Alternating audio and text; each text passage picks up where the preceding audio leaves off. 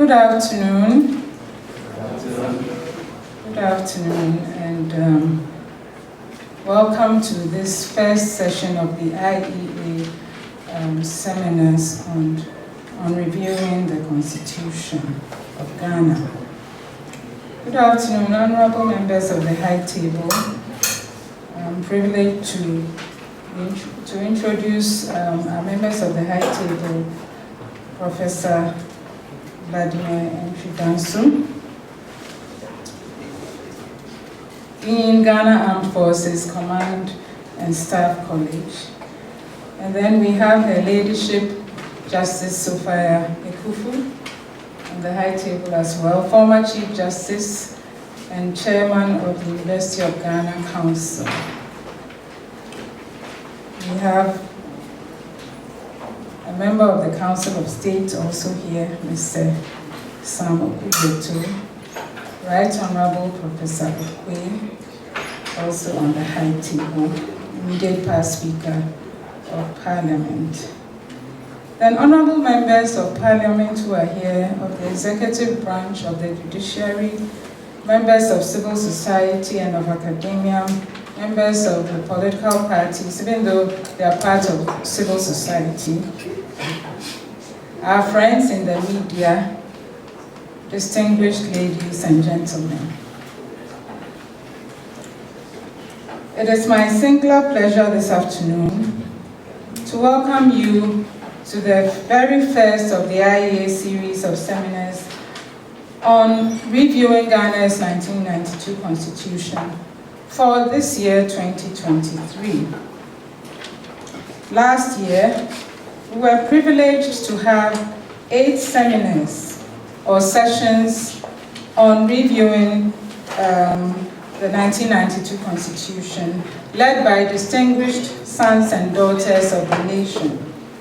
Beginning with, and permit me to refresh your memory a bit, beginning with Nana Dr. SKB Asante, who gave us his reflections on constitutionalism in the 1992 Constitution in September last year, Honorable Osei Chimensa Bonsu and Honorable Haruna Idrisu, Majority Leader and immediate past Minority Leader of the Parliament of Ghana, respectively, and they gave us their views on the 1992 Constitution of Ghana from the perspective of a legislator.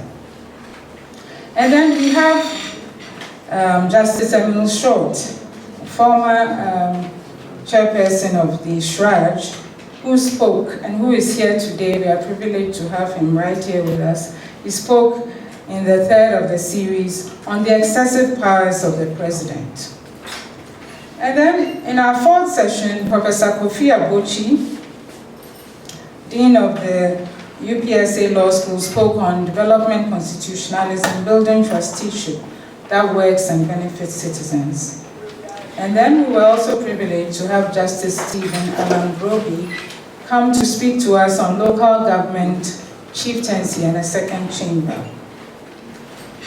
For the sixth of the session, or seminars, we had the privilege of having a conversation with His Excellency John Agyekum Kufuor, former president of Ghana, and he spoke to us about his views on the powers of the president and also of the Council of State.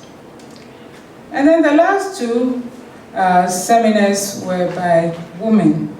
Her Ladyship, former Chief Justice of Ghana, Justice Sophia Ekufu, gave us a great presentation on the judiciary and the Constitution on 6 December 2022.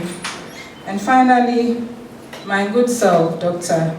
Mami Jando, gave us her views on gender and the 1992 Constitution to cap the series for the year on 13 December 2022.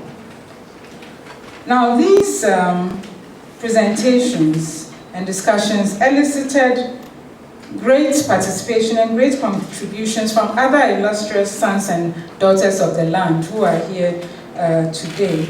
and contributed to the success, in my view, of the seminars. I see in the audience Dr. Bosman Asari, who is a deputy chairperson of the Electoral Commission. I'd like to acknowledge him. I'd also like to acknowledge Reverend Professor Paul Frimpong Manso, General Superintendent of the Assemblies of God, Mr. Kwame Jantua, Head of Political Affairs of the Convention People's Party, Honorable Kofi Atto, Senior Advisor, Speaker of Parliament Secretariat. I also see another Deputy Chair of the EC here as well, Dr.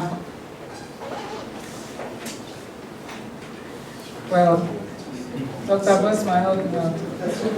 Dr. Sribo, I just, pardon me, his name just flew out of my head. Dr. Sribo is here with us. My apologies. Haja Hamdatu, former Convention People's Party Chair. Kweku Janva for Secretary, Ghana Bar Association. And am I missing anybody? Everybody here is distinguished. Our independent candidate, of course, Mr. Joy Yebua. We can't forget him. And, well, I'll keep acknowledging as we go along. Thank you so much for coming. Now, today we are privileged to have a member of the Council of State and a national and international legal luminary to take his turn and give us his views and reflections on amending the 1992 Constitution. It promises to be an interesting and illuminating session. But before he takes the podium, let me introduce to you our chairperson for today, the eminent immediate past Speaker of the Parliament of Ghana, a distinguished scholar at the IEA, who also heads the Professor Michael Pay Center for Constitutional Studies here at the IEA. Our chair has been instrumental in getting these constitutional review seminars and program off to a great start. As I welcome you warmly once again, please join me in welcoming to the chair Right Honorable Professor Michael Pay. Thank you very much. Distinguished invitees who have become partners in this process, we also want to acknowledge that our good friend, Justice Ibn Short, celebrated his 80th birthday a week ago.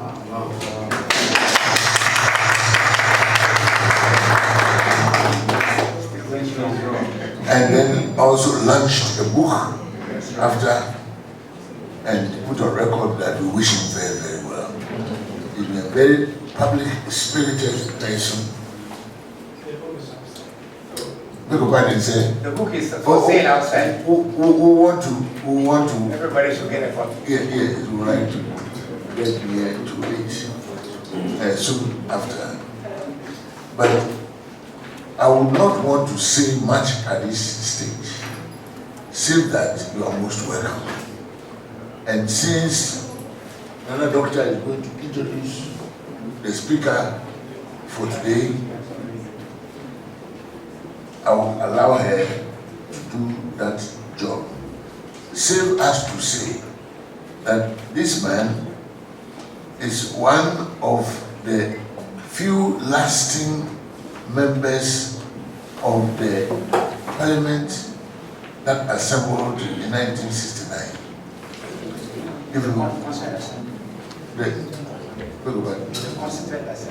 Yes. If you take President Kufuor, Kojo Bieni, Obeda Samoa, just a few that you can count on your fingers at the moment. And that's all I would like to go for it now. But thank God he's still public spirited and active national affairs. With that, let's give him a hand and let Madam Deto and Associates.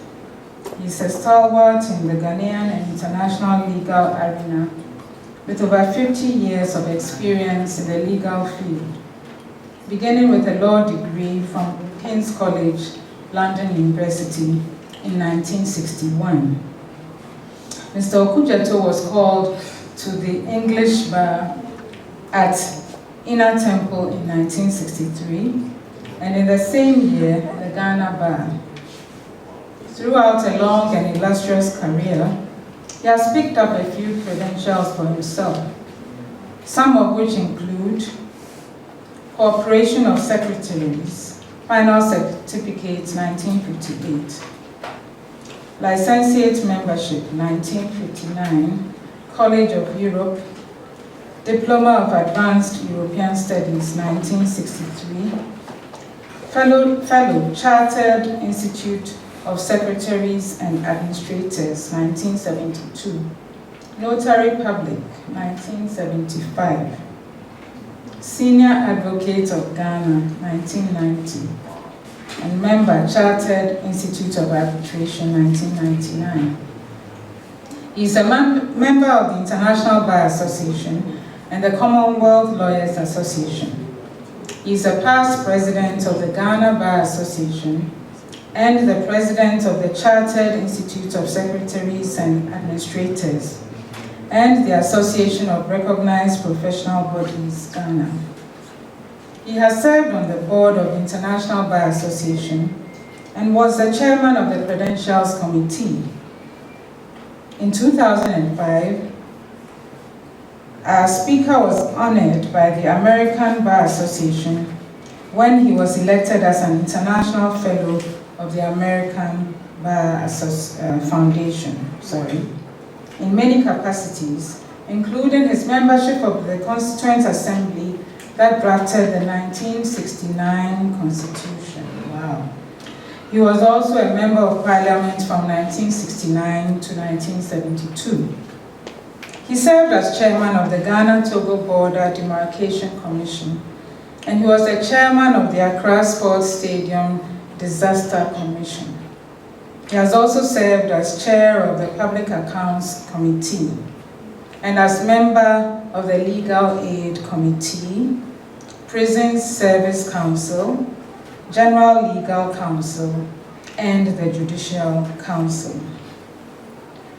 Honorable Okudzeto is currently the chairperson of the Legal and Constitutional Affairs Committee of the Council of State.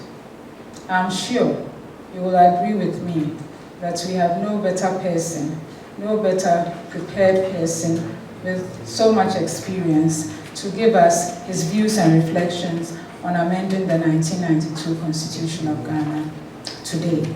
Please join me in giving a hearty welcome to our speaker for today,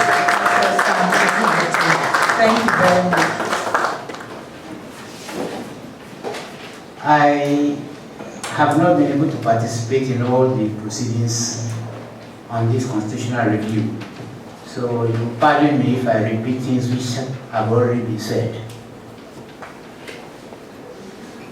What I have written out here is the review of the 1992 Constitution and also a discussion on which will be of interest for governance for the country.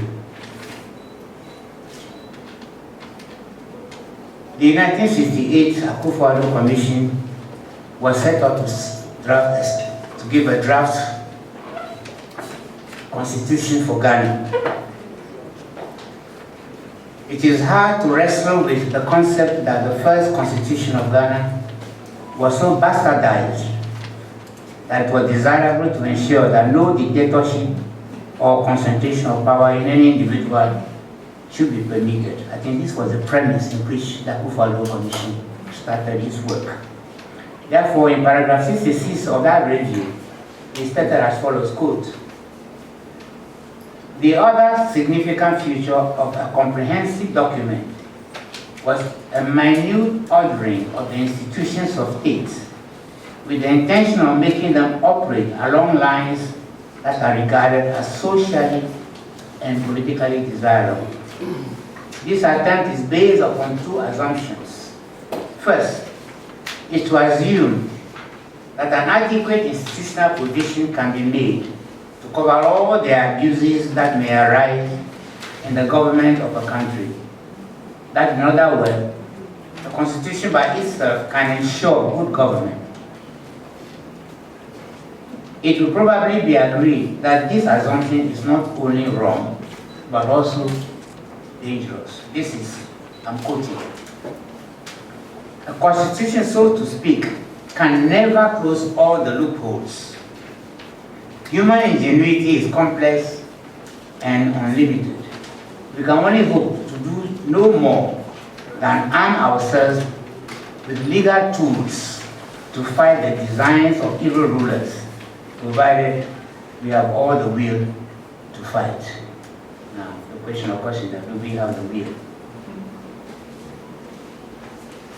In paragraph 67 of that same document, they went further to say that the assumption is also dangerous because it encourages the belief that once the Constitution has been drawn up, we can then go to sleep and trust the institutions to prevent bad government and defeat evil designs on our rights. That way lies disaster. No constitution works in the right direction automatically. Human will must be exerted to make it move in the right direction. The citizen, in other words, must stand up and fight for his rights. I think I'll congratulate my lady for that purpose.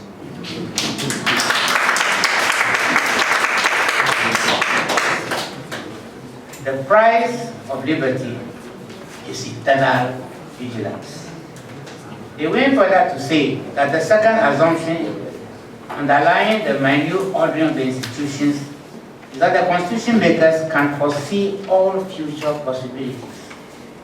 There again, the assumption is completely false.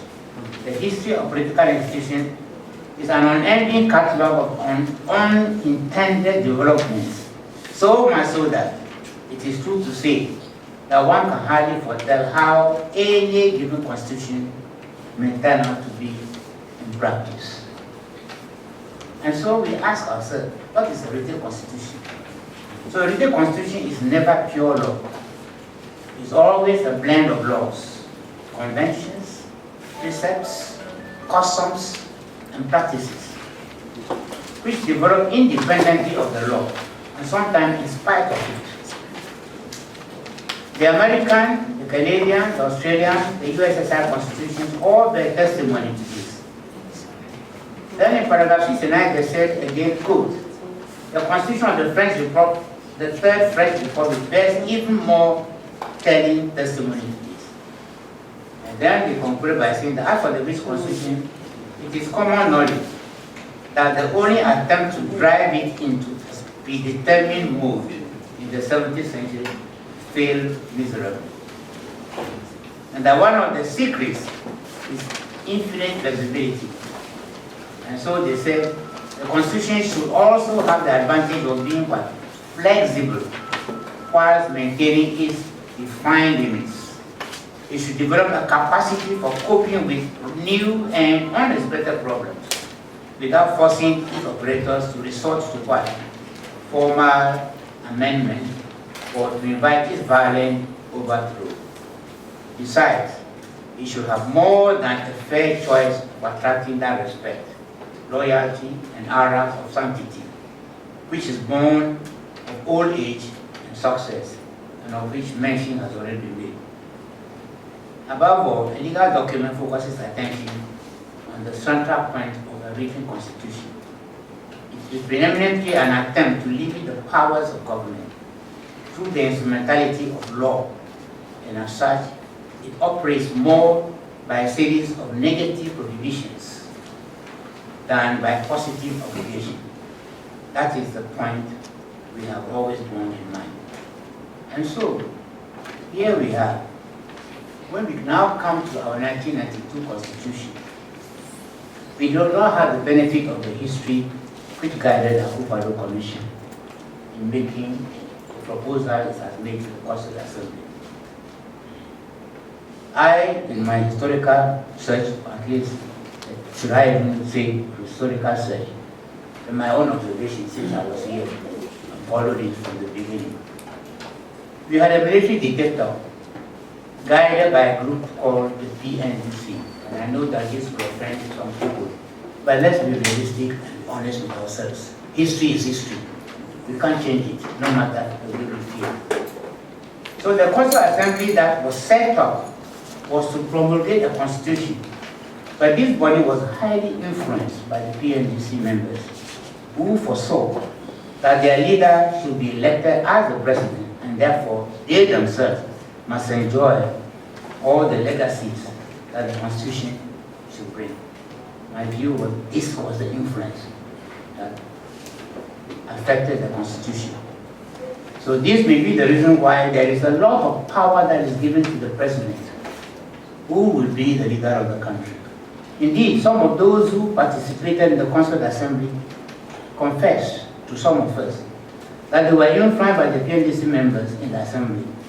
A clear example of this can be seen in the local government issue. So I start with that as the first. When we come to the question of decentralization and local government, we look closely at the composition of the District Assembly, which contains Article 242G. We read, other members may not be more than 30% of the members of the District Assembly are appointed by the President in consultation with the traditional authorities and other interested groups in the district. On the face of it, it seems as if the traditional authorities were the ones nominating the persons. But in effect, it is the President who is doing the nomination, and the choice of the traditional authorities is not binding on him. Perhaps the proper rendering would have been that the traditional authorities would be the ones who would choose their own representatives, which indeed was what happened in the 1969 Constitution. I will read for you Article 154 of the 1969 Constitution.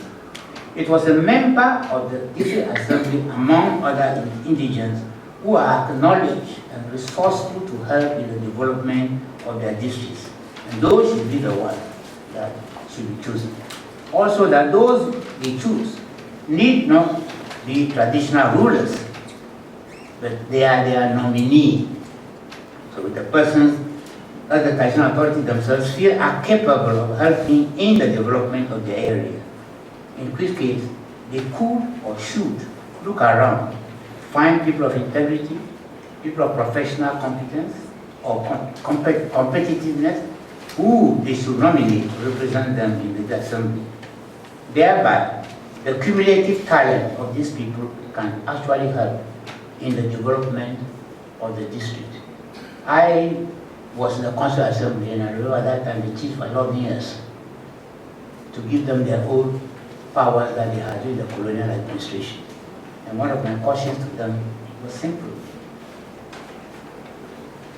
You are the traditional authority in the area.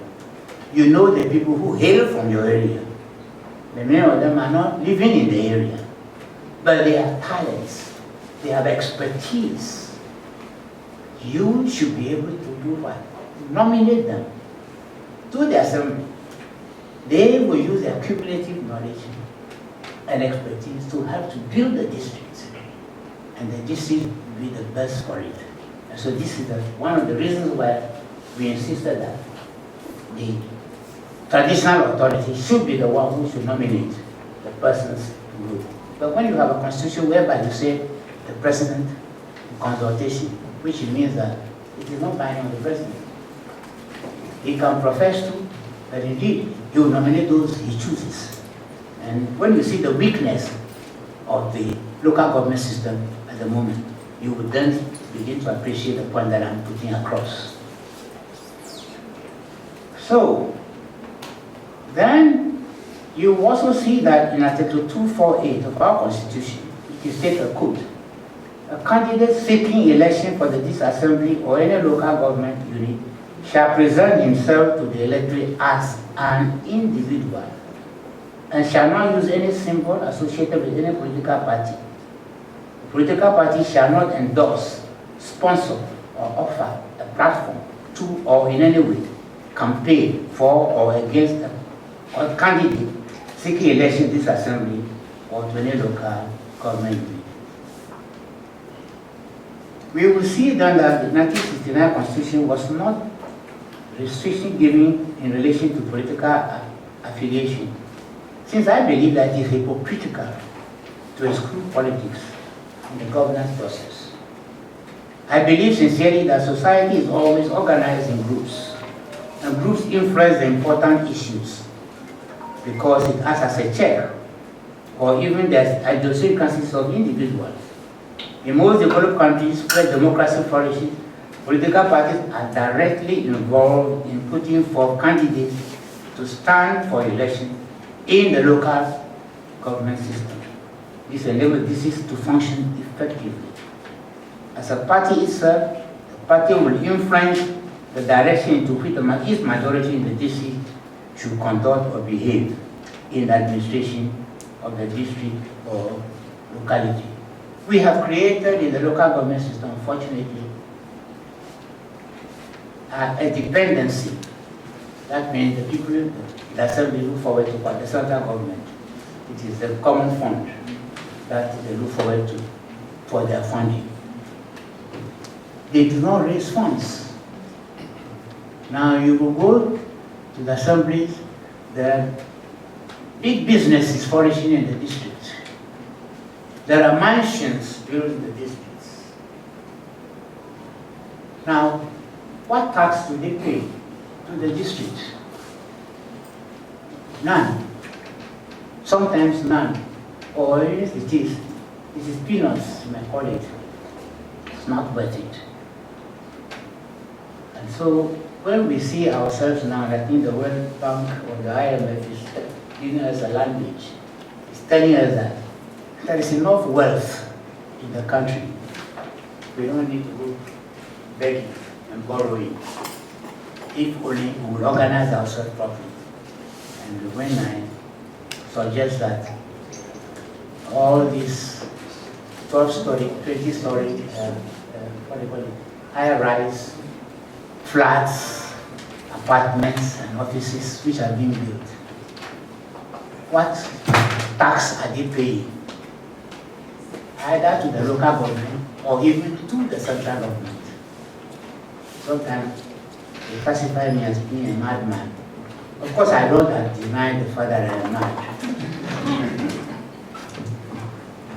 But it was a French philosopher who said that those I love, I wish a touch of madness.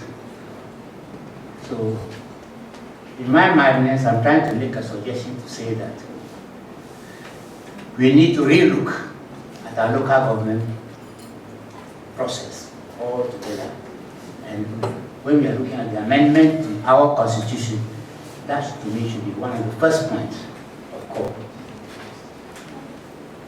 So I have stated here that my first suggestion would be that that particular paragraph needs to be amended either by being deleted totally and completely, or to be stated that political parties ought to be involved in the election in the local government.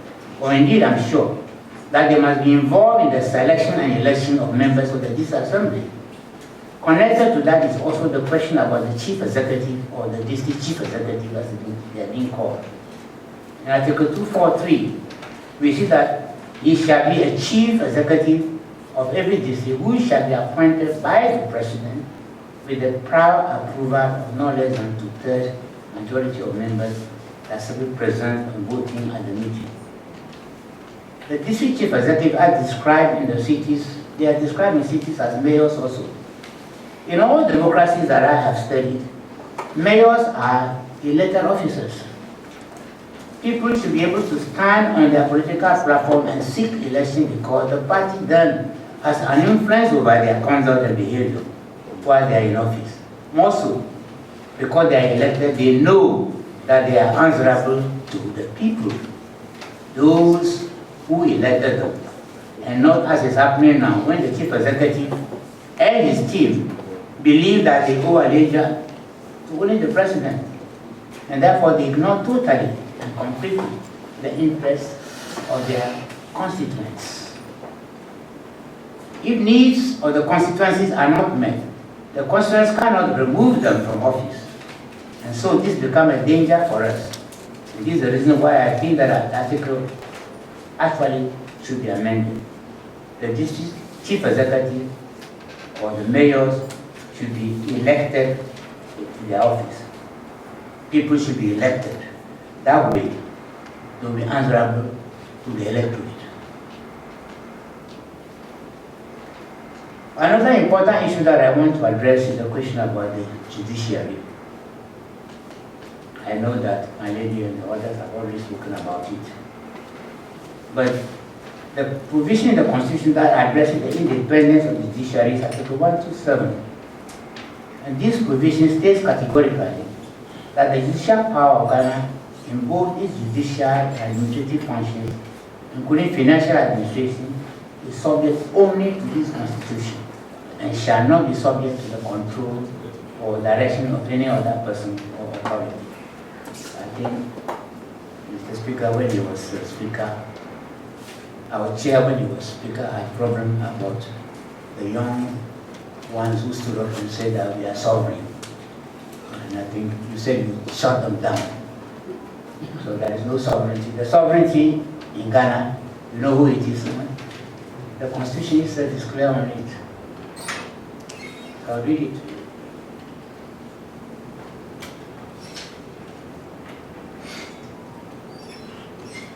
It said that sovereignty is reposed in the people.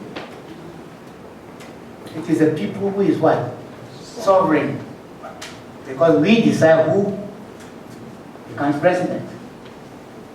We decide who becomes an MP. So there's no such thing as, sometimes I think we get ourselves confused when you read British history and they use the term sovereign for the monarch.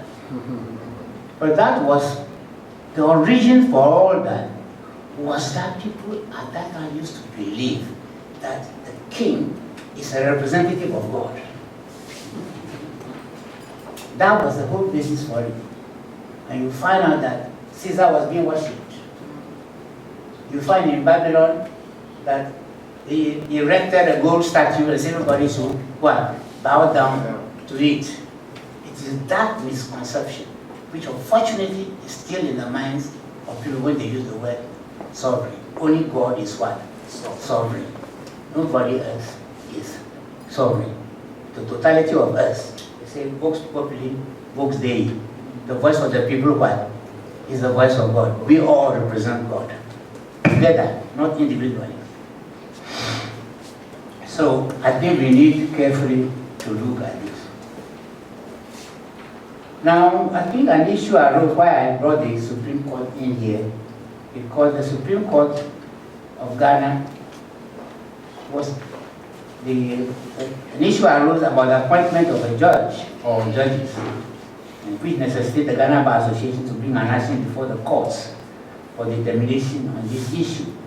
This particular case is referred to in the 2015-2016 Supreme Court of Ghana Law Reports titled Ghana Bar Association, Amakache, Amanubo, and Bishop versus the Attorney General and the Judicial Council. The case involved the principle of appointment of justices of the superior courts, and I think my lady was involved in that matter. One issue was addressed was the question about the discretionary power of the president. And I quote the provisions were cited in Article 296, where the Constitution or in any other law, discretionary power is vested in any person or authority, and that discretionary power shall be deemed to imply a duty to be fair handling. The existence of discretionary power shall not be arbitrary, capricious, or biased, and it should be not by resentment, prejudice, or personal dislike. It shall be in accordance with the due process of law. So the question that arose was whether the president is bound by the nomination of judicial officers by the Judicial Council. This was the issue that came before the court. The judgment is actually worth reading and studying, but I feel that the most important issue here is that the Ghana is part of the Commonwealth. Countries in the Commonwealth have agreed to be bound by what is called the Lancaster House Principles. which govern the judicial appointments. The concept based in the Lancaster House principle is that the political interference in the appointment of judges. And so when you read the principle that should judges be appointed by people with political power, that was the issue. And so I think that in appointing the Judicial Council in the Constitution, Ghana has come very close to the Lancaster House principles.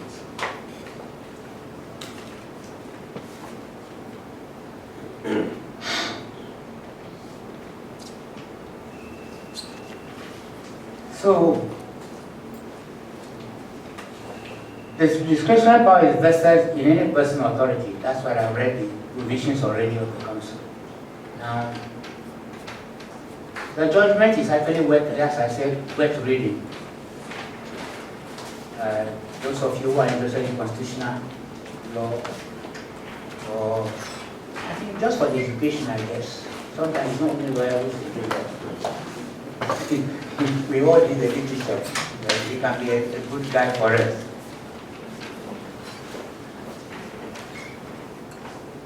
Now,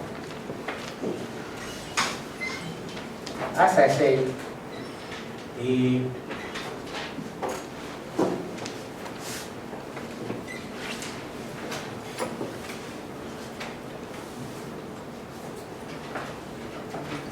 I said in a Akufo-Addo constitution recommendation, one expects that the inclusion of the Attorney General, who is a member of government, and 4 other nominees of the President and the Judicial Council, this will ensure that the government of the day's interest in the Judicial Council and in the nomination of Superior Court is expected to be binding on the President and limit any form of political interference in the appointing process.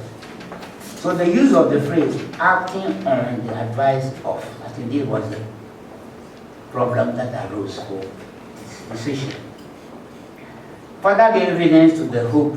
However, 2016 decision of the Supreme Court in Ghana by Association with the Attorney General, the court's interpretation of the phrase acting on the advice as used in the Constitution, that it was not binding on the President. There, I beg to differ with my learned colleagues who sat on the case. In my opinion, this reversed the reason the 1992 Constitution made the Judicial Council an independent appointing body. This interpretation by the court gave the President a second bite of the cherry, in a sense that after the 4 representatives of the government of the day had participated in the gruesome exercise of selecting nominees on matters of integrity, competence, the President would not be bound by their nomination, but would reject them. So, political expediency in the appointing process will therefore continue, resulting in not 2 qualified people being made judges in the country. Now, the provision is there in the Constitution. It needs to be looked at. It's either that we actually find a new definition, or we try to make clear that when they say on the advice of, it means that you take the advice, not that it is optional for you to accept or to reject, because I can see this throughout many provisions of the Constitution, even in relation to the Council of State. But that one is no worse. There they say categorically that those, they say, shall be referred to, but then they said they are not bound by the advice. So what is the purpose of the advice? Is it just for a gimmick, or on the pretext that you've consulted? So I think we need clear understanding. Sometimes phrases are used without an appreciation of their consequences. If it can be abused, then let us tighten it. So now, looking at that same phraseology, I have gone around to find out what other countries are doing. been to Kenya, because they also have Judicial Council. I've even seen that even in Britain, they now have Judicial Appointments Committee. And before then, the Lord Chancellor, who is the Speaker of Parliament, who is a Minister of State, who is a member of the Cabinet, is he who decides who and who to be appointed as judges. But in the wisdom of the British, after all these centuries, they have now decided to set up a Judicial Council, Judicial Appointments Committee. So it is no longer the politician that decides, but that committee is the one that takes decision as to who is qualified to be a judge. So now let us turn to India. I'm always excited about the Indian Supreme Court because they seem to be somehow bold in the decisions that they take, irrespective of what the politicians think. So let us now turn to India. The Indian Supreme Court had an occasion to rule on the meaning of on the advice of, in the case of Narula versus Union of India, 2015. In this case, the petitioner has sought the framing of possible guidelines for the appointment of a minister in the central or state government in the light of Article 75(1) of the Indian Constitution of 1950, which provides as follows, quote, "The Prime Minister shall be appointed by the President, and the other ministers shall be appointed by the President on the advice of the Prime Minister."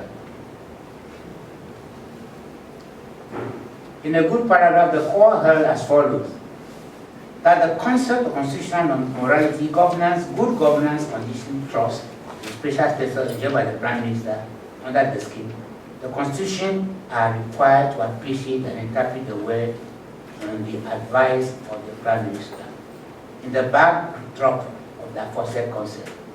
And then they went forward to say that in the Oxford English Dictionary, the meaning of the word advice is good the way in which a matter is looked at, opinion, judgment, and asked for. And then they talked about the lexicon. One of the meanings given to the word advice is counsel given or an opinion expressed as the wisdom of the future conduct. In bracket, then you said, in the Webster Dictionary, Comprehensive Dictionary, International Edition, one of the meanings given to the word advice is encouragement, or in this situation, counsel. This suggests that the word advice conveys formation of an opinion. They say the formation of an opinion by the Prime Minister in the context of Article 75(1), expressed the use and said that the word, because the trust reposed in the Prime Minister under the Constitution. To put it differently, in the constitutional advice, the repose of faith in the Prime Minister and the entire nation under the Constitution, that the expectation of good governance, which is carried on by the minister of his choice, and goes from the aforesaid become graphically vivid, but the Prime Minister has been regarded as the repository of constitutional trust. And the use of the words on the advice of the Prime Minister cannot be allowed to operate in a vacuum, to lose their significance. There can be only one scintilla of doubt that the Prime Minister's advice is binding on the President for the appointment of a person as a Minister of the Council of Ministers. Now, you can see what I'm saying, that the boldness of the Indian Supreme Court all the time in the advice. They say that it is binding. This is not something that you can throw away and you can play around. So maybe our judges also needed to be as bold as the Indian Supreme Court. So I can go further and look at the Kenya Constitution, which also, again, with all the wrangling and the problem that arose there, where the similar provision also is indicated. And indeed, the judgment of the Supreme Court was unfortunate, where they themselves again took the same position as we are saying, that an independent institution is required for the appointment of the judges that take decision, and not political consideration or political connection. So I also wanted to talk about the Council of State, because that is not that it affects me, because I tell people that whatever you do about the Council of State will not have any effect on me, because I think I'm serving my last year or so to go out. So what I'm trying to say is what will renew for the benefit of Ghana, and not me or any member of the council for that matter. There's a lot of controversy, and some professors in our university are arguing that the Council of State should be scrapped. I believe much of this arises from lack of understanding of the basis for the establishment of the Council of State. Indeed, the Council of State was first introduced in the 1969 Constitution. And if when you read the composition in the Constitution, you will see that what they were trying was that they were trying to replicate the Privy Council in Ghana. So there, the Prime Minister, the leader of the opposition are all members of the Privy Council, of the Council of State. And there are other important persons who are holding important positions who are all members of the Council of State. This is where the concept came from. But in the new Constitution 1992, it's appreciated that that kind of composition, and there in fact, there the President was the chairman of the Council of State in the 1969 Constitution. But then, I also need to caution you, the young ones, to appreciate that the President in 1969 was not a member of Parliament. He was not an elected person. He was elected by an electoral college. He was actually meant to be a neutral individual whom anyone can go to with problems to resolve. And so when the word president is used, don't confuse it with the kind of president we have at the moment. Otherwise, you blur the whole issue completely. So, as I said the controversy because people don't know what the Constitution says. Now, the Council of State becomes important because in this Constitution, so much power is given to the President and is unchecked. Because sometimes we forget that even Parliament cannot sack the President. They can't. So, President cannot dissolve Parliament,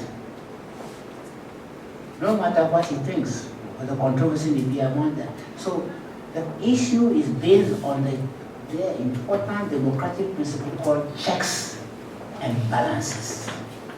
Checks and balances. The meaning of check, I've actually written it down here, but I won't read it, is that no one should have absolute power. That whoever has power or authority should be quiet. There should be someone who will say, this one you're not doing correctly. Or I think normally we have in our own colloquial parlance, we say that the one who is cutting a path in the forest may not know whether the path is straight or crooked. It's only the one who is behind him who can say, no, you're not going the right, move to the left, move to the right. And you don't tend to quarrel with him because he can see better than you what happened. And so, this is the whole concept of governance for us to begin to appreciate.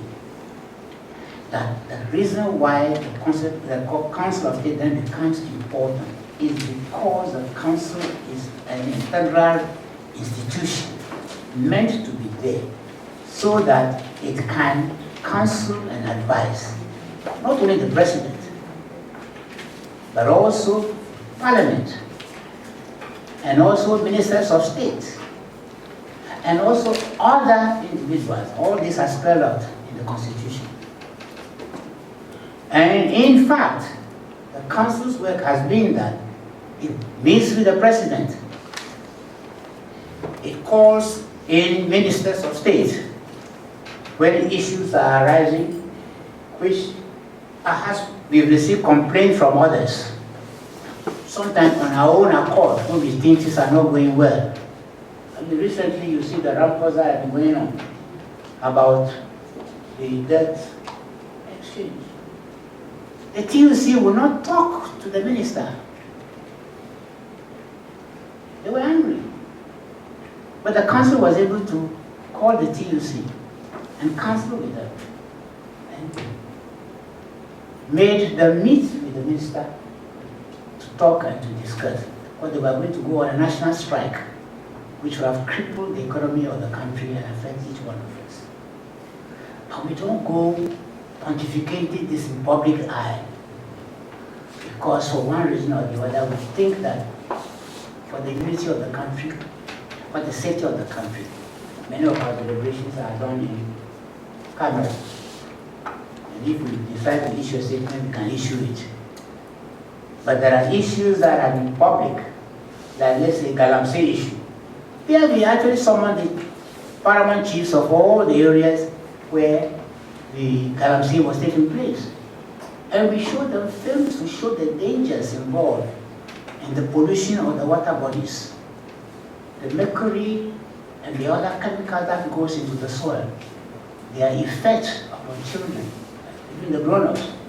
Children we have to bring it forth will have been mentally retarded because of the chemicals that are within the water. And in the case, the forest itself is God's gift to us. The forest contains what? Not only the trees that we use as lumber, but medicinal herbs which are within there. If you destroy them, as for the gold, you can take it out today. And when you take it, there's nothing left thereafter, because gold does not reproduce itself. So these are the works that the council has been doing. And since I have this platform, I just wanted to say it so that all of you will be aware that sometimes we attack without trying to find out the truth or the facts. At least disagree. There's no problem about that. But then, or you can also suggest, which is the right of every citizen. You can suggest so that things can be done much better. So, I know that my friend, President Thomas, for example, before, is younger than I, so sometimes he says I'm a bully. He was suggesting that we should convert the Council of State into a second chamber, or Senate, as the case may be. Well, on the face of it, it sounds fantastic. But then, my appreciation is to say that when you do that, the likelihood is that it also tends to be like Parliament, where the political parties think that they are at war. And one party thinks that if he can undermine this one, then they'll go out and then he or she will come into office. That seems to be the preoccupation. And see, the secretary to the speaker is here. The issue that I kept raising was that, isn't there something we call national interest? That the members of parliament should be looking at what? The national interest. That if an issue comes before the House for debate, we should more concentrate on the national interest instead of always looking at what? Partisan interest. We don't know where to go. And so, this is my caution on the PROF suggestion, is to say that unless you are going to do the composition of that institution in such a way that partisan interest does not predominate, then don't attempt it, because it will be worse than what you have now. So this would be the suggestion that I will make. I have not been able myself to figure out how it is possible to have that second chamber in honor, because at the moment you have persons elected by the districts. And from my colleagues who are there, most of them actually are chiefs. They are all elderly chiefs who are the ones who they elected into the assembly. The argument, of course, is that the president nominee are in majority, but at the moment it is no longer so, because now the districts have, the regions have been increased to 16. So you have 16 members, and so it's only 11 that are appointed by the president. Now, if we feel that the 11 nominated by the president is too much, then Prof, what will be to say that let's reduce the number. We cannot say that he should not nominate anyone, because he should also have people there who can also speak for him. Although, I must confess, none of the members nominated by him speak for him there. None of us consult, he does not consult any of us to go there and say anything like that. So there we discuss things openly and freely. And I have not even seen us being divided on issues. Normally we go by consensus. And I thought that that's the best problem. So that's my take on the Council of State. That if you want to change it, or if you want to amend that particular clause, then be careful the way you go about it, because you might be able to create a problem rather than find a solution to a problem that you think is worrying us. All right, now so let me see what else I should talk about.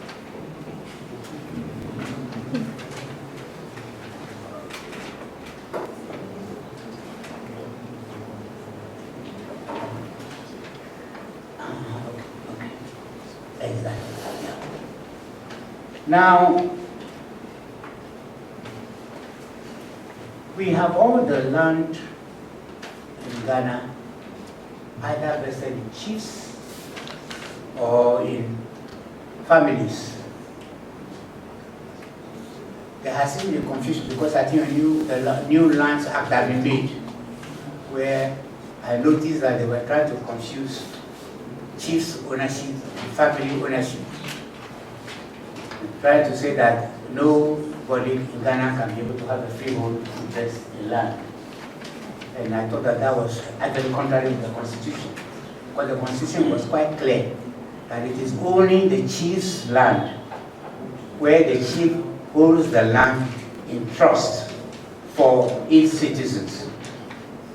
And there's a strict rules there, even the revenue that comes to that one, as to how it can be shared. In fact, the major part of that revenue goes to the disassembly, which I think was a sensible thing. The part that goes to the chief also become problematic. And I have had occasion to ask for, not even the chiefs, to ask for families who own land. And when the leasehold interest was given and the money came, our advice was open a bank account and put the money inside, and then use the revenue to educate the members of the family. It can actually be in perpetuity. You'll be shocked. One of the head of the family died. Thereafter, when I saw these young men who used to come to us for advice and the rest, they were more wretched than before. And I asked myself, so what did they do with all this money? Large amount of money that has come. So that also creates another problem, isn't it? It's to say that if the stool where the chief is holding the land in trust for what? The members of the tribe, where he is the chief. And when the income comes, and that income is not being used for the benefit of the citizens. The chief thinks that the money belongs to what? To him.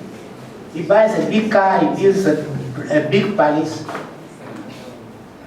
he marries more wives.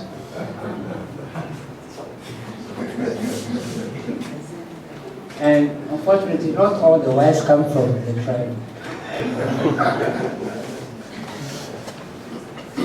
So we have a serious problem that I think we need to look at.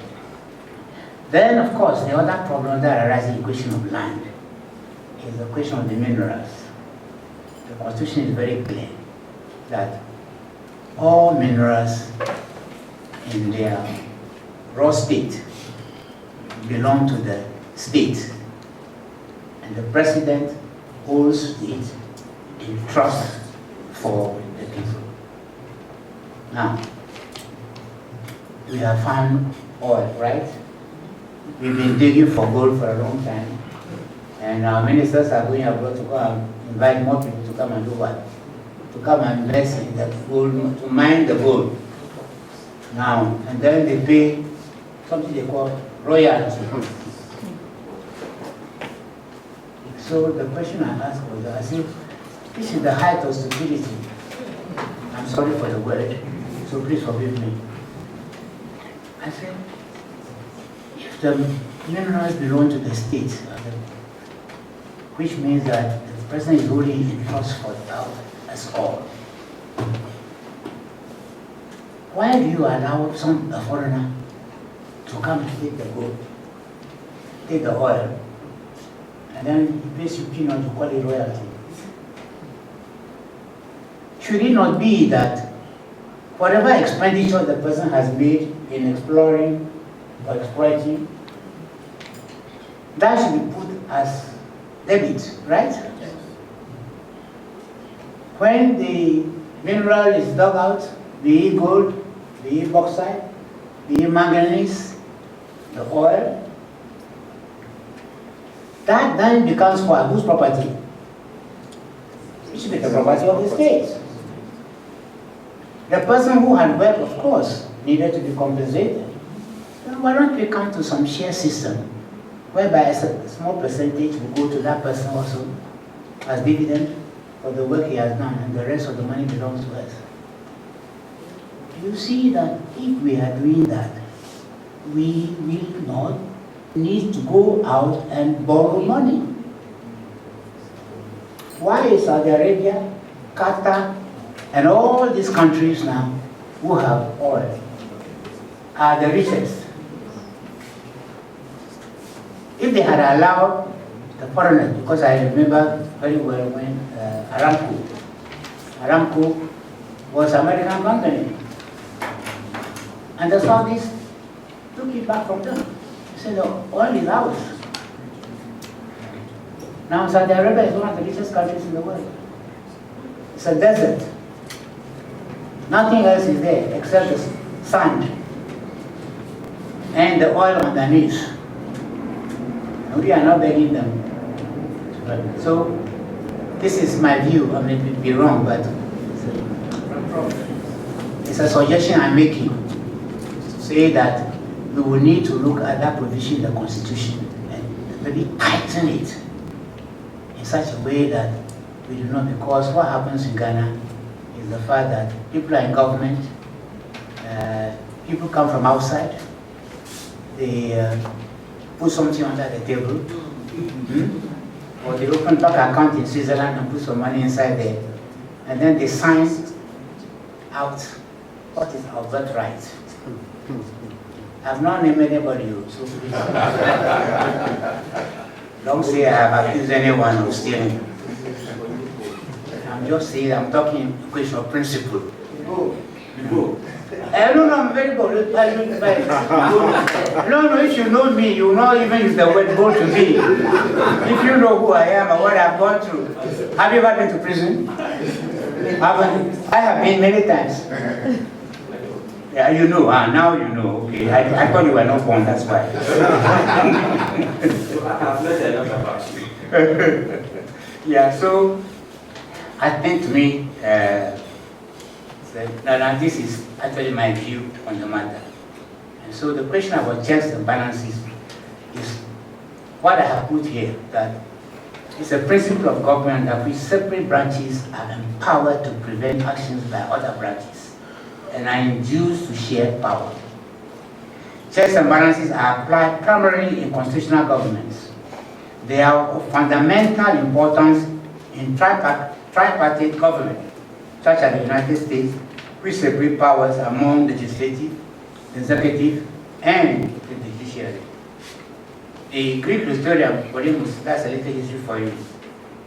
The ancient Roman Empire leads constitution under three main divisions: the monarchy, which is represented by the consul; the aristocracy, represented by the Senate;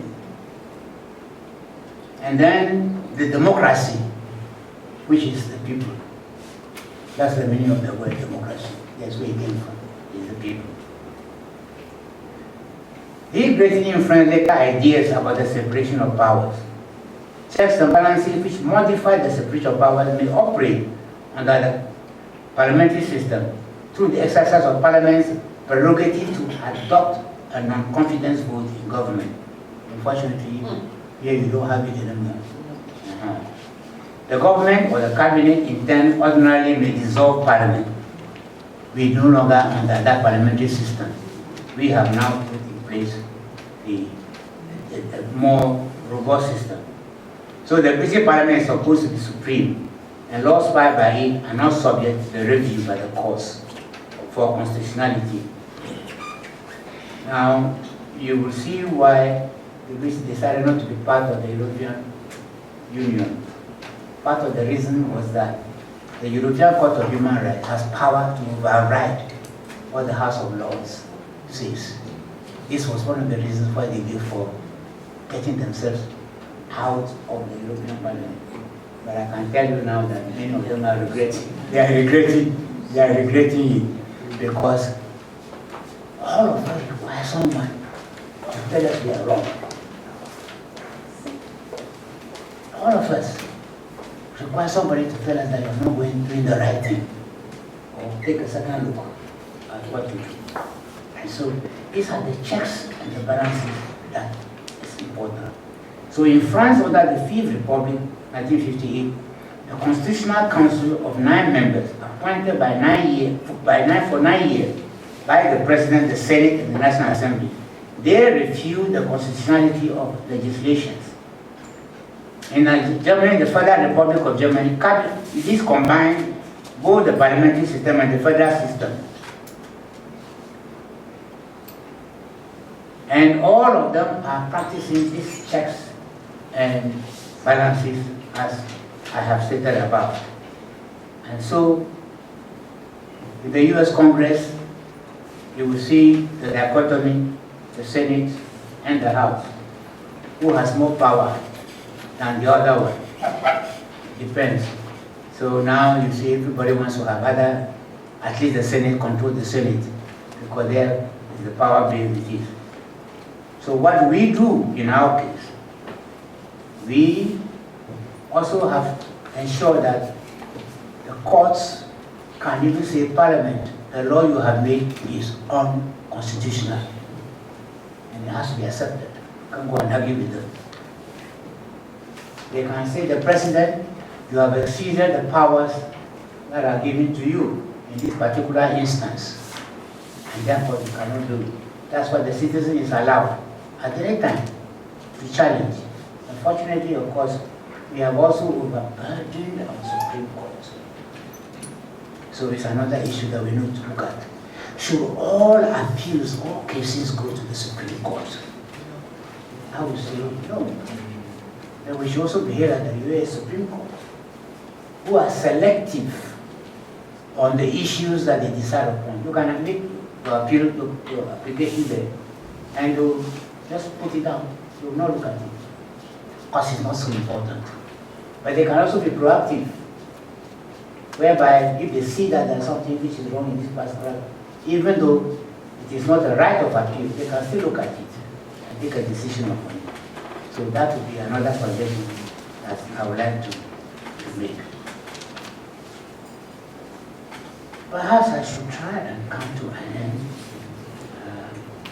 because I don't want to be reading a long dissertation.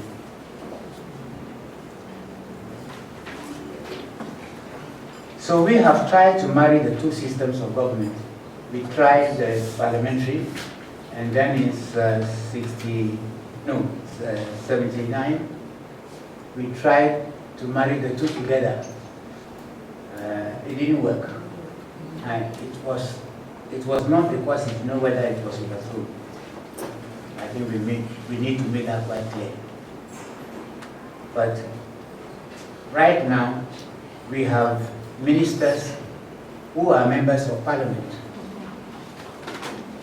Now the question to ask is, so what is the separation of the executive and the legislature? When the person is a member of parliament, which is part of the legislature, and is also a minister of state, which is part of the executive. And then of course you have the other danger, is that his own party members in parliament also would like to be ministers. So they are trying to undermine their own colleague in order to get the position. So my last suggestion is simple. Let us separate the legislature from the executive. Let the president appoint his ministers from outside parliament. If he thinks the person is so efficient that he should be a minister, then let the person resign his seat in parliament and take up the ministerial job. This is my suggestion when we are looking at this amendment to the Constitution. I think it's so vital because the checks and the balances seems to be there. When we have people who are acting in both capacities, it is not in the interest. Of course, there is another corollary of the issue, which of course is part of the cry again now, is that we did not limit the number of ministers that the president should appoint. Is it wise to do it? Or is it unwise to criticize it? But the question, of course, is that when the districts, the regions were being created, it dawned on me that there was a book that I read when I was a student, and it's called Parkinson's Law. I don't know whether it is still in print. Luckily, I still have my copy. And the more I read it, because I remember quite clearly, is to say that all you need to do was to say that the job you are doing is very difficult for one person. And then what do? You create another institution to do that work. Or maybe you are even appointed an assistant. Then the assistant also need another 2 assistants. And then it goes multiplication. And those of you who are old, will remember that there was the Ministry of Cocoa Affairs. You, the young one, may not know. Now, they said the Ministry of Agriculture, the cocoa was so important that it should not come under the Ministry of Agriculture. So we created the Ministry of Cocoa Affairs. Santo, you do know the court which is called Cocoa Affairs Court? Yes. That is the place. That is where it was. That is where it was. So, what happened? Overnight, we had a Minister of Agriculture for Cocoa Affairs and also Minister of Agriculture. Then we had deputy ministers. Then we have chief directors. So we duplicated the intake overnight and the special assistants. And so you will see here that we cut the Ministry of Food and Agriculture. In fact, fisheries also used to be part of it, right? Yes. So now we have fisheries, we have this, we have that. And water and sewerage, that also was part of a whole ministry that was doing so many things together. Works and housing. Now we have housing, we have works. Then we have roads, and sanitation.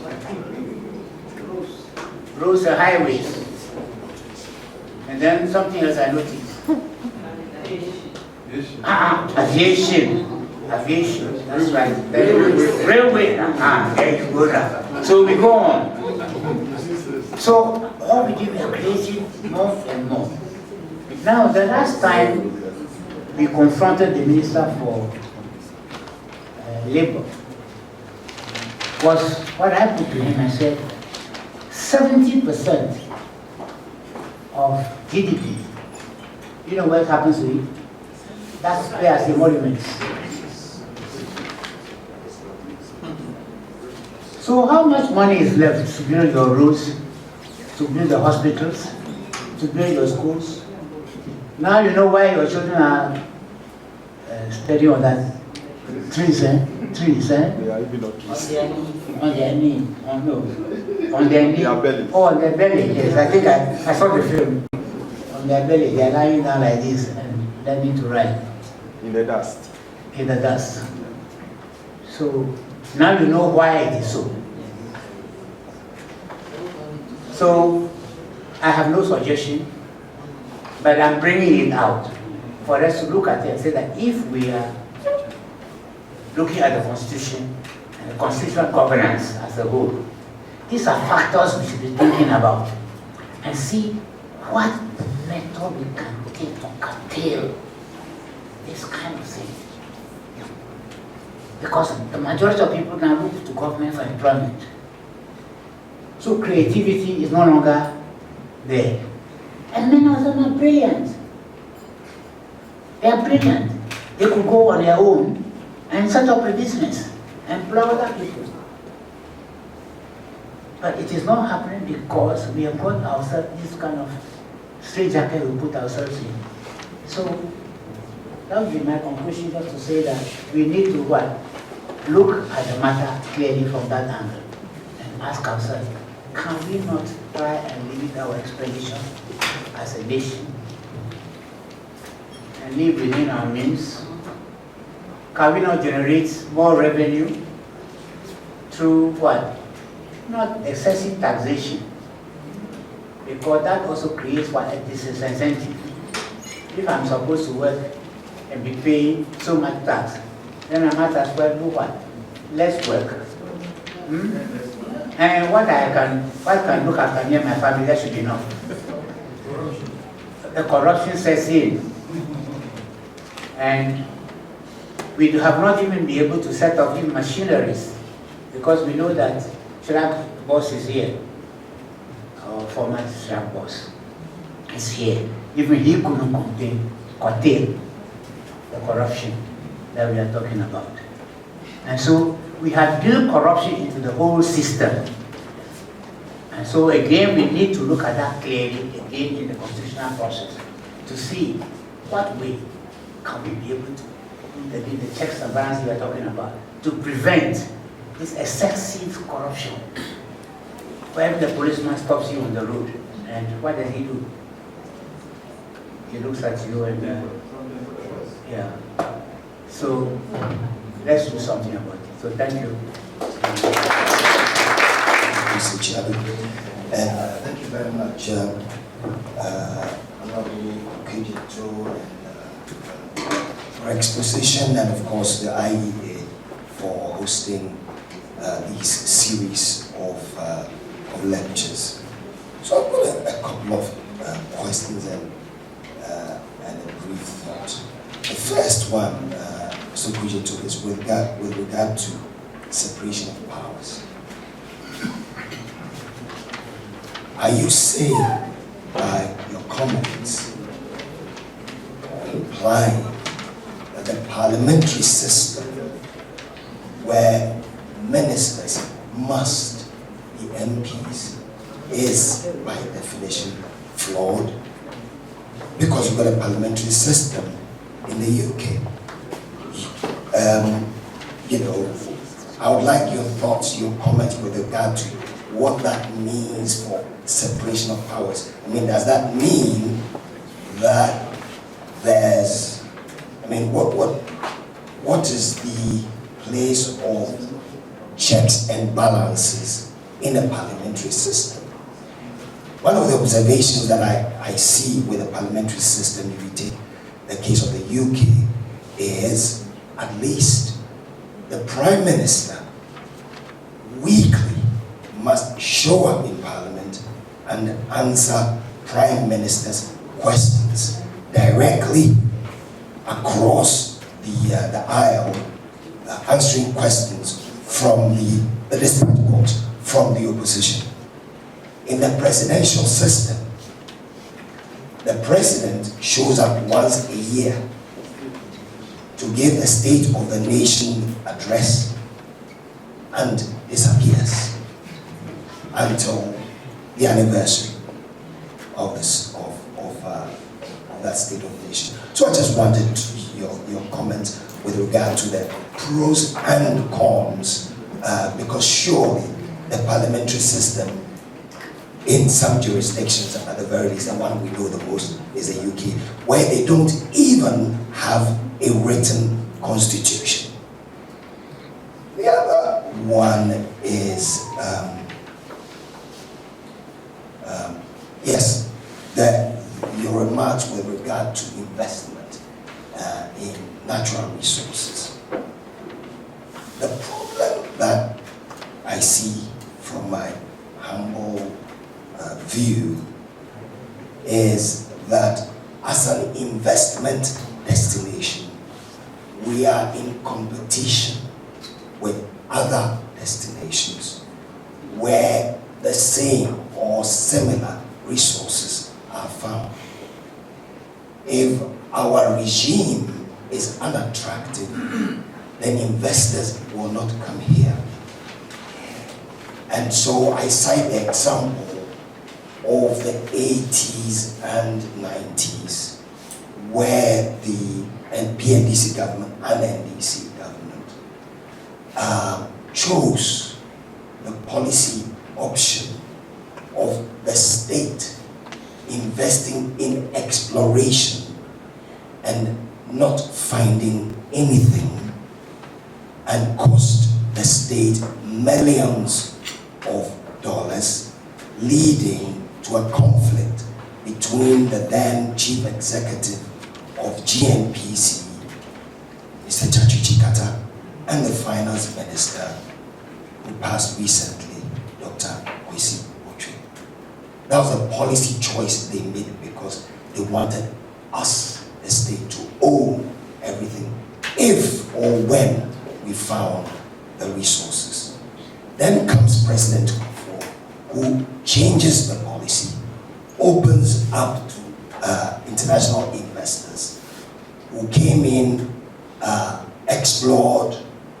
If you find something, we take 10%. If you find nothing, that's your business.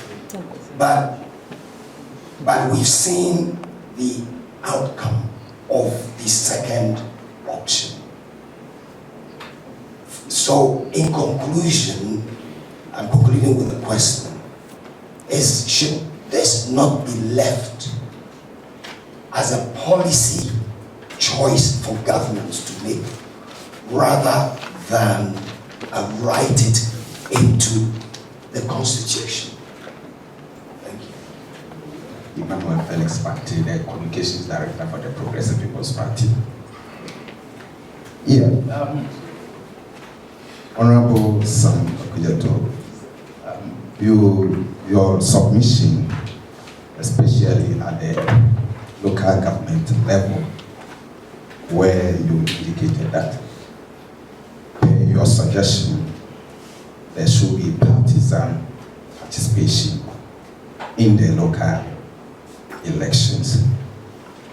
If we are to look at the state, for instance, with its component, such as decision-making structures, which constitute the executive, parliament, and then the parties, and maybe decision-enforcing institutions, that will mean the bureaucracies, parastatals, and organizations that ensure that decisions are enforced, and the decision mediation bodies, which comprise of the judiciary and its allied bodies.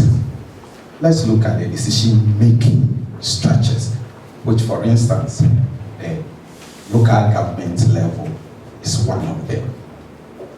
will it be appropriate to ensure that at all levels of decision making, it will be partisan? Don't you think the framers of the Constitution who decided that the local government should not be partisan is underpinned by the principles of consensus building, so they can work adequately like it is being done at the Council of State level? Don't you think it's because they wanted it to be more of consensus than it being based on partisan and then voting principles? That's my question. Thank you very much. Amy, can we have a third before Honorable answers yours? Okay, so I'd like to comment on Kofiato. I'd like to comment Please do, not to interrupt, but can we make it brief? And this should be more questions than... Yeah, my uncle was typing fast on iPad. So those people who are 60 years and they say they are born before computer and they won't use the gadgets, they should come and learn from my. But Councillor, you know, I was a young man, a member of the Consultative Assembly. Council of State, the idea was that we actually advise the president and he did it. And there were very senior people who told us about how, no matter how dictatorial the paramount chief wants to do, when he's sitting in council with his divisional chiefs and others, and they talk to him, he alone cannot ignore all that everybody. So that was the idea. So this idea that he can ignore all the advice and do whatever he likes, and it's not mandatory on him. Is it not moving away from our traditional, or that's the definition? It's coming from Supreme Court, who am I? But is that not moving from this? The concept that we had, the idea that a traditional system. That was the idea. It's actually part of my presentation. Yeah. I thought the idea that the Council of State should become a second chamber, it was roundly rejected. It came up. They said, "Oh, no, the supervisor will be behaving like House of Lords, will be behaving like the Senate. Let the Parliament make its own laws and let it go to the people." But the idea of a Council of State making sure that they advise the president, and the president, when he's so overwhelming, should not say that you are only there to advise me. I don't know how it relates to our traditional system. Those who know, I've seen one where a paramount chief wanted to do something, and his people said no, and he didn't do it. Thank you very much. Okay, yes. Honorable, more questions. Okay, so we've taken 3. Maybe we can take another 3. Okay, so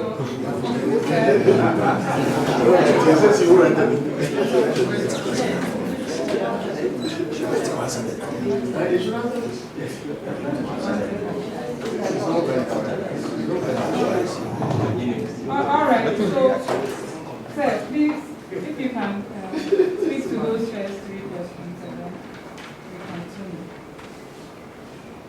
Well, the traditional system, as you said, actually is part of my presentation, actually is here. I said I'm not a Khan, but I have had the privilege in 68, 69, of going around the whole of Ghana with gay weathermen who campaigned. 10 years later, in 79, I had another privilege, this time with Babu William Bureta. I went around the whole country. So I said that the number of traditional areas which I am not familiar with, you can count them on your fingertips. And I tell the account, if I say, when you go to public and Nana is speaking, they say Kasa. Nana, Kasa. So I asked them whether they understand the meaning of that. And I realized that the majority had no idea. Either they were not born in their with respect to traditional areas, I don't know. But then I said, what they're saying is that Nana is speaking wisdom. But I said, you know why they say Nana is speaking wisdom? Because Nana is the embodiment of the wisdom of the tribe. That is the meaning of it. And it goes just like what you were saying. He said that when you go to Nana with a problem, Nana will never give you an immediate answer. It's a taboo. Nana will say, I'll sleep over it. I'll consult the pillow. I'll consult the old lady. I mean, so many appellations are used in the process. But what it implies is Nana surrounds himself with courtiers or elders. They are divergent opinions and views. They will argue the whole thing out.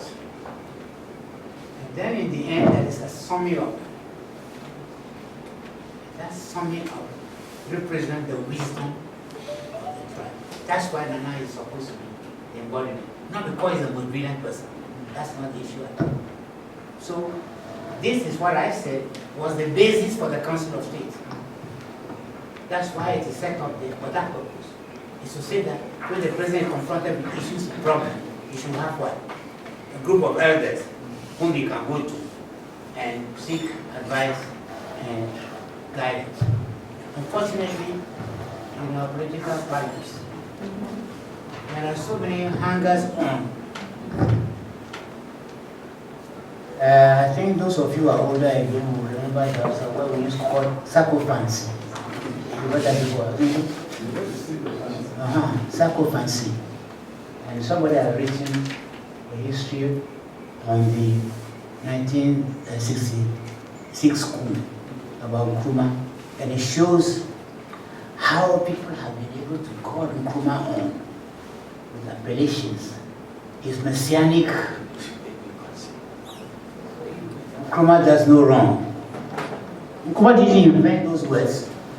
No, it's the people who were using that so that he virtually lost track. And so a lot of wrong things happened.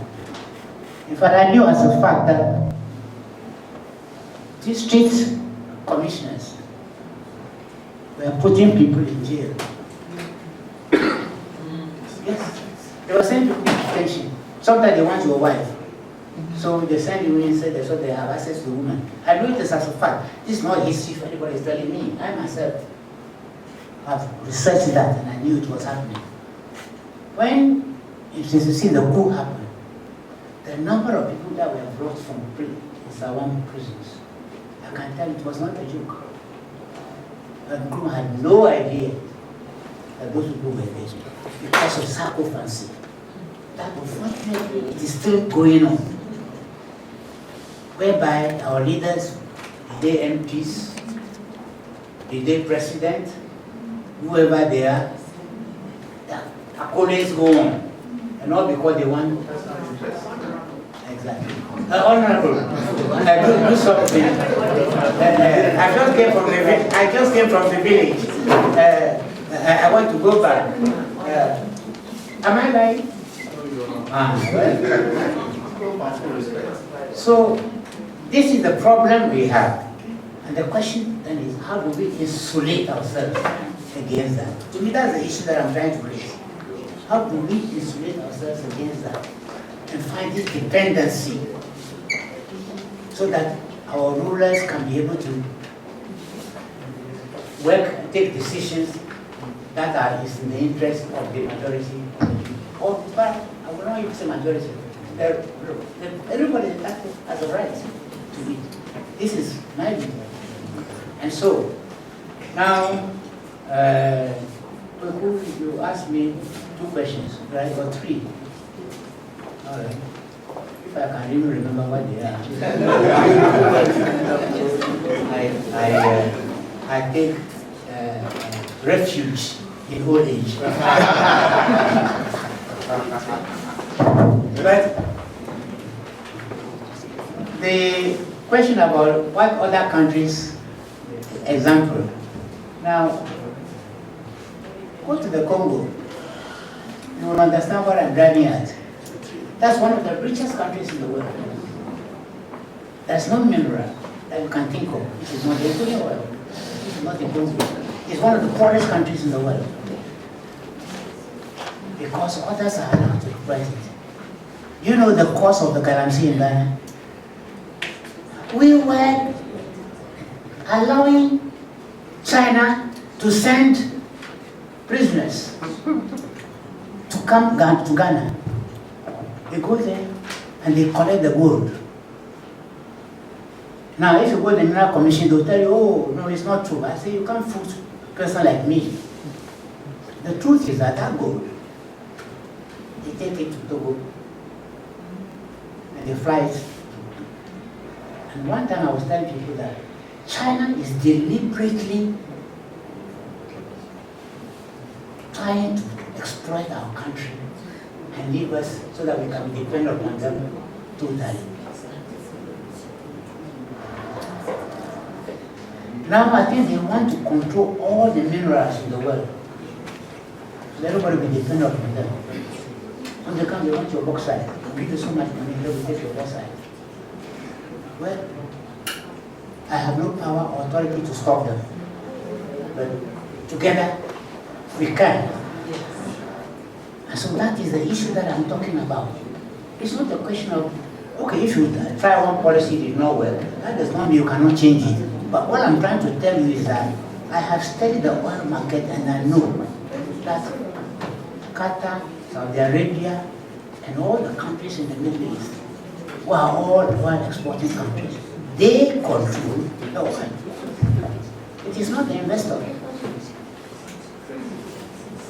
If you have your policy which entitles the investor to say that whatever money you invest in, this is the return you are going to get into it, they will come.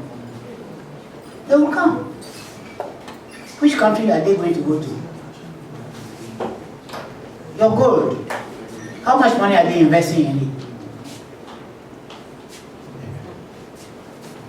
Have you been to? Okay. Have you been to Johannesburg?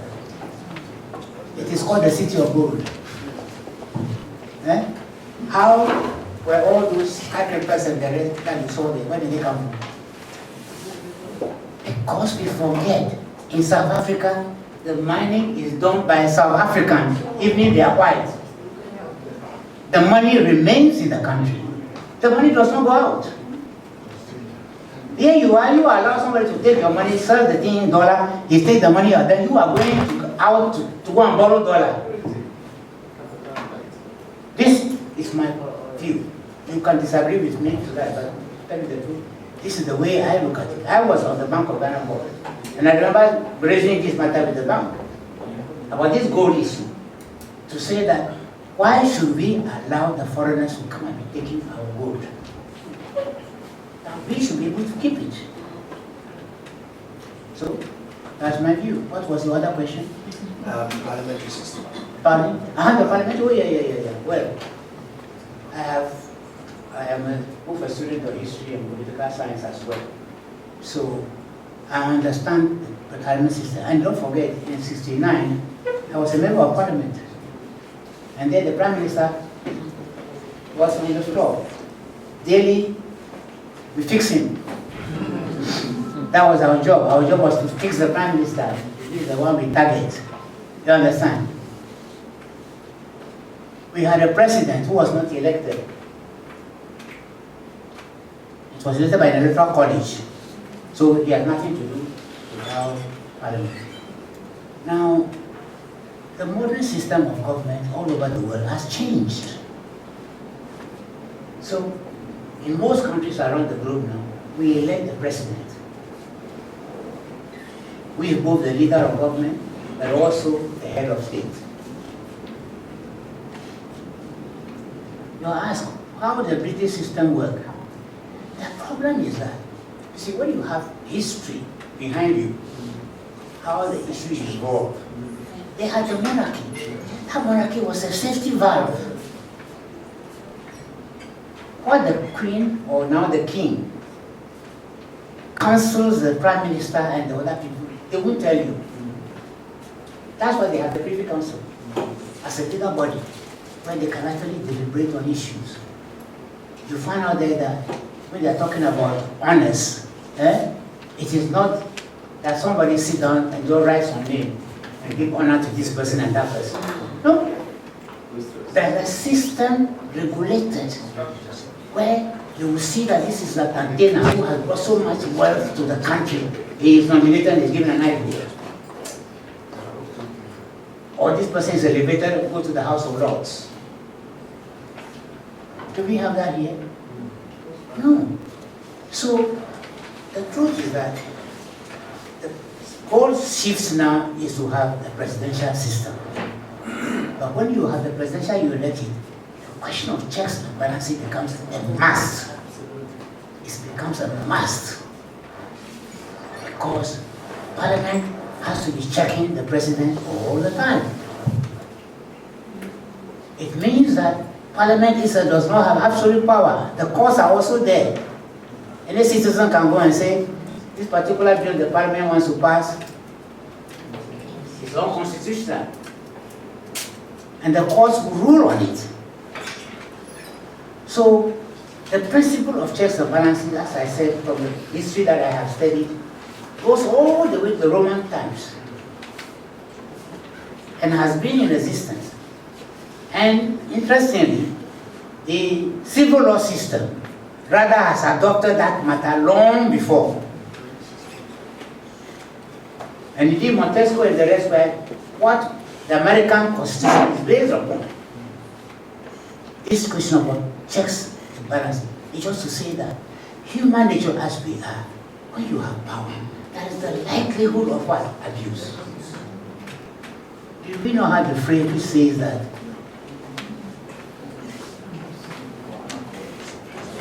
absolute power corrupts, that's not correct, and that power corrupts, and absolute power corrupts absolutely. Did we not have that?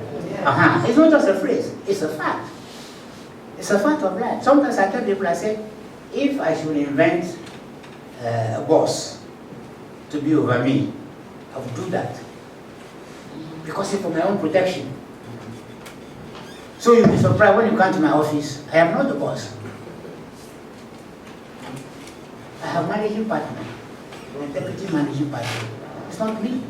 When you come to me with a problem, I just tell them, okay, I will give it to my people, let them take a decision upon it. You are my friend, you want to lobby me about that. I say, okay, I will plead with them so that they can look at you favorably. That's all I can do. I can't go beyond that.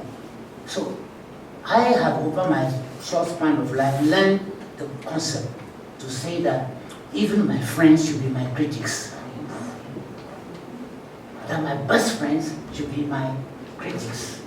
Because if they don't love me, they won't correct me. They will say, they should go and hang himself, let them go walk into a dish. So, I'm making a plea with you and say that let's not make comparison between Britain and the rest. They have history behind them. You used to see the other day that one prime minister was in office for less than a week. Did you see that? She was in office for less than a week. In Britain. Strauss, she was kicked out after 1 week. You think you can have that here? My question was for this. Yeah, that was the reason why I'm just explaining it. It was a good question you have asked. So it is important for us to expand and explain it. Is to say that because of the history of England, there are certain things which cannot happen. Because within their own system, they have those checks. Because even you saw that the party in power is still in power. They've not been thrown out of the parliament. And yet, the Prime Minister had gone. The Minister for Finance came, he was kicked out. The Prime Minister came, she was kicked out. So, they have their own safety valve that they've been able to do. But because we don't have the political, historical mechanism behind us as a backdrop to what we do, we will be on the safe ground if we follow the presidential system as we have already put on. But, in short, that we have what? Checks and balances. Thank you. Great. Thank you so much. So it all boils down to the system you choose. Systems are very important. If you choose a system, there is always the logic of the system. If the logic is not smooth, you will have these contradictions that we have. And I think those are the things that he was hammering. What system are we practicing? Is the presidential system in the totality of the presidential system? The reason why we are having hiccups. Is it the parliamentary system, the question you asked? Because if you choose it's a total parliamentary system like the British system we're talking about, then the logic of it is there. The checks and balances follow that system. And it is precisely because we are having this kind of hybrid system, presidential and parliamentary, that we didn't create the structures that support that system, that we are having this problem. I think I'll pick up this issue again, as I promised to have this thing. It is the system, when the structures that we have below the system do not support this system. That's why we are having those hiccups. And I remember very well as a CPP man, during the Dr. Liman's reign, that was where an experience came. In fact, the CPP itself threw its own budget away, and they worried Liman a lot. We shot ourselves in the foot. And it was precisely because people who were ministers outside of parliament were accorded that kind of glory. Whereas the parliamentarians, Alaji Fall and others, couldn't get the glory of being close to the president. And that was one of the reasons I think when we were drawing another constitution, we decided that we got to go this hybrid and that kind of thing. So most of these things are because of the system. Number two, I think I agree with you that some of the things he was talking about on the minerals may not necessarily be inserted into a constitution and can be taken care of by legislation. I tell you one thing, the UN sent us on to Eritrea some time back when there were sanctions on Eritrea and that's something. I found something very fascinating. I met even a Ghanaian over there with some Australian company, and there were things that they were doing. It was very interesting to note that what Eritrea is saying is that what I have in the soil is also collateral. It's something, it's my money, but I don't know how to pick it up. So if you want it, come pick it, but the profit we share, you brought your money. So take 60, take 40. So all minerals, whatever it is in Eritrea, it is 60-40. If you like, come, if you don't like, it's as simple as that. But they have a lot of resources, especially gold. So if you go there and then titanium and the others, you see how the trucks run down to the port every minute and that sort of thing. And I asked all minerals, they said all minerals is 60-40. It's your room. If you want, come. If you don't want, it's for the future generation. So most of these things, yes, we need to. I think Her Lordship also mentioned this thing some time back about this mineral thing, that how we are wasting our energies and whatnot, we are getting peanuts. So these are very important discussions we have. Thank you so much. I'm sorry. Kweku, I think we've been doing this mining business for the past 64 years, or before, even before, 100 years. And it was like, he who discovers, if you see anything, it's yours. So in the old colonial times, if you venture into Africa and you find gold, the colonial government blesses it for you and says, give 10% to the natives who live there. And that has been the order since independence. When you find something, it's yours. If you see something, Take it. mine something. Yes, mine it and it's yours. Where is the descent? Now, we've done this for so many years and we're still poor. We have so much gold, we have so much oil, we have all of it. Now, the question that you asked, who would come if we change it? Now, let me give you the example of Norway. Norway, if you find oil in their seas, the North Sea, they say fine. We would pay you $10 per barrel of oil that you bring up. Use use your own money to find the oil, and we will pay you $10. You give it to us, and we sell it $100, $80. When that law was enacted, a few people thought like us, but who would come? Who would come? Shell started walking away. Then the Americans said, we like it. Then somebody started walking away. BP says, we like it. Because you have 1 billion barrels down there. And if you bring up the 1 billion barrels, $10, I get 10 billion. That's right. Let the state take whatever it is. So you look at Norway's sovereign fund. They have $1.5 trillion. In our case, just about 8 years ago, we discovered 1 trillion cubic feet of gas, 1.3 of gas. Now we called Eni, E&I, come and take it. Now if the market price for gas was $5, so let's say 1 trillion would have been 5 trillion. Assuming that in a raw form, you say just $1, that would have been 1 trillion sitting under the central bank. Now, all this we are doing about the dividends and the bond issue is because we are not able to pay the interest on our loans. First quarter interest was about $300 million.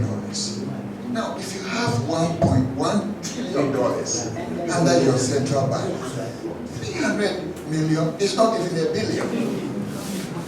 You know, so we need to figure out a way to do this. Our fathers agreed to the old order, the colonial laws, and so on. But we haven't helped ourselves. Now, me and you, our generation, we haven't done anything yet. And you know, is it going to just continue? If you find gold, you give it to whoever takes it. In Norway and other places, they sign what they call service contracts. You mine the gold for me. Charge me for your intelligence. Charge me. Charge me whatever you want. I'll negotiate and pay you. But the bulk of it belongs to us. So our engineers who have jobs, lawyers, everybody. Now there's one issue that I wanted to comment on. You know, the Americans, we cited the Americans and their constitution. What I have read is that when America became independent from the colony, that is the UK, now they decided not to adopt the British system. They said, no, we don't want a king. We don't like the system. And then Madison said, we are going to assume that a politician is not God. A politician is not holy. A politician is not omnipotent and omniscient and all that. We are going to assume that this politician is a human being and has human tendencies.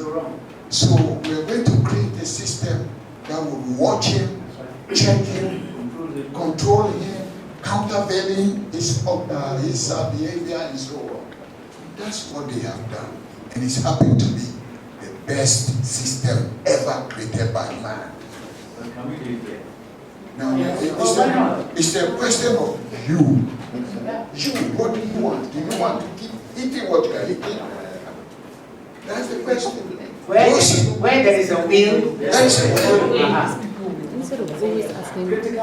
Because if we don't assume, if we keep on assuming that the politician is omniscient, omnipotent, is godlike, then we just let them.